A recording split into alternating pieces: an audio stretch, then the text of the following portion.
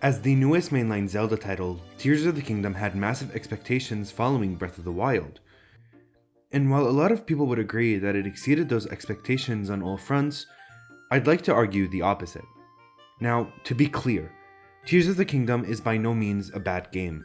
It's an amazing game with some incredible ideas, but there are a few things here and there that held it back for me. And in this video, I want to talk about why Tears of the Kingdom felt kind of lackluster for me, and didn't meet the same kind of hype Breath of the Wild did. Tears of the Kingdom takes place after the events of Breath of the Wild, setting the story in a Hyrule slowly being corrupted by malice. The story kicks off with Link and Zelda exploring the depths beneath Hyrule Castle, where they find Ganondorf's rotting corpse. And that discovery pretty much jumpstarts all the chaos that follows. Now, story-wise, I think Tears of the Kingdom really nails it. I adore the direction Nintendo took, and it feels closer to the older games, more mysterious, darker, and myth-like. The tone has that classic Zelda vibe that Breath of the Wild didn't really lean into as much. Zelda's transformation and the focus on ancient civilizations felt emotional and big in scope. It's honestly one of the strongest Zelda narratives we've gotten. But where things start to fall apart for me is when you actually start playing the game. The game's tutorial section on the Great Sky Island is essentially the same exact setup as Breath of the Wild's Great Plateau. It's beautiful, but still, my point stands. It felt like deja vu. The tutorial teaches you the new abilities, which are all super creative, but the structure feels copy-pasted. Then once you drop into Hyrule properly, that's where my main issues begin.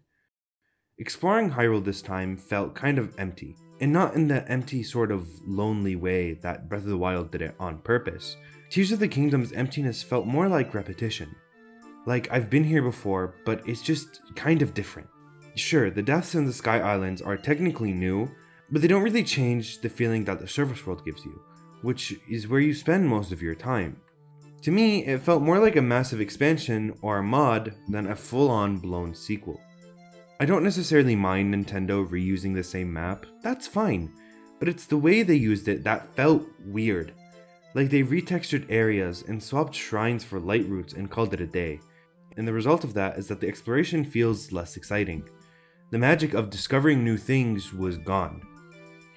Maybe I haven't given it enough time to marinate, but even after dozens of hours, I didn't really feel like it gave me that same spark that Breath of the Wild did.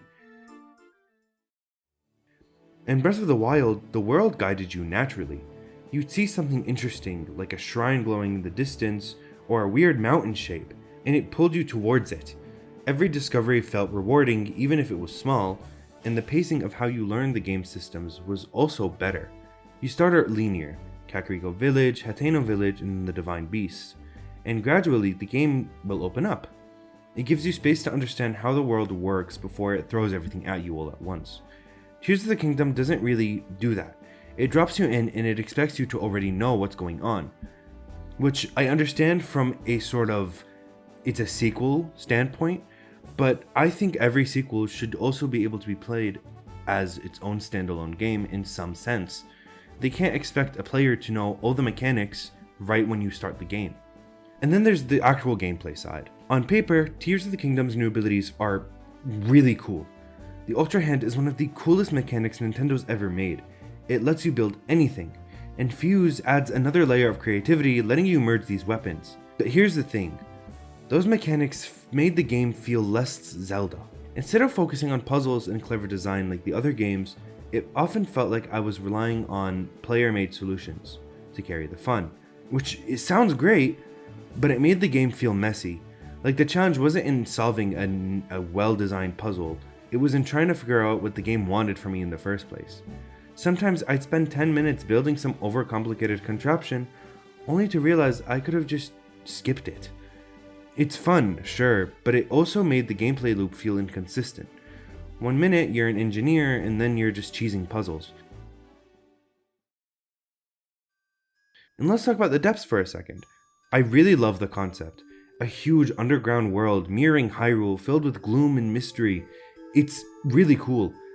But in practice, the depths get old really quickly. Everything looks the same.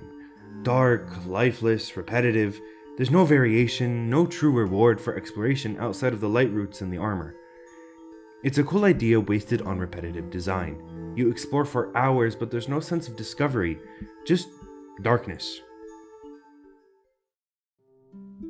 The Sky Islands, while prettier, have the complete opposite problem. They're too small.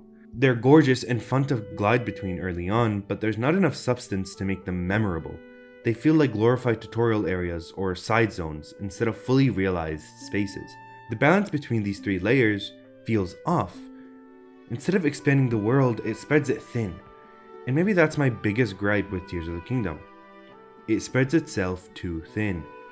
It tries to do everything: storytelling, huge world, player freedom, creativity, but it loses that tight focus that Breath of the Wild had.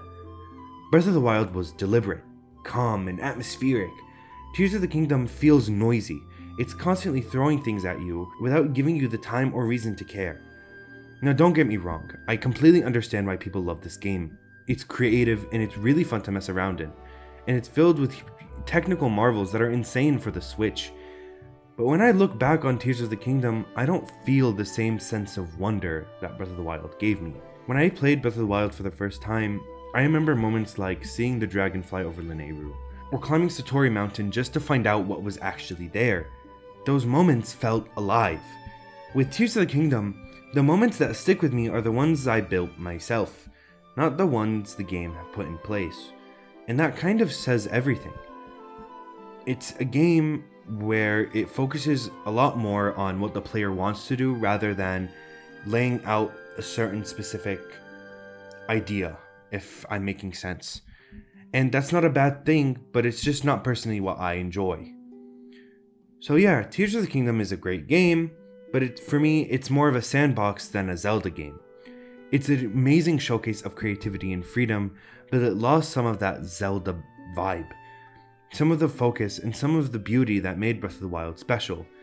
And maybe that's nostalgia, or maybe because Breath of the Wild was like a once-in-a-lifetime kind of thing, I just don't think Tears of the Kingdom is really Zelda.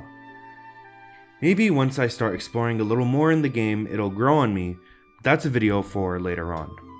I hope you guys enjoyed this video. I will be posting my Silent Hill F video soon after this, hopefully.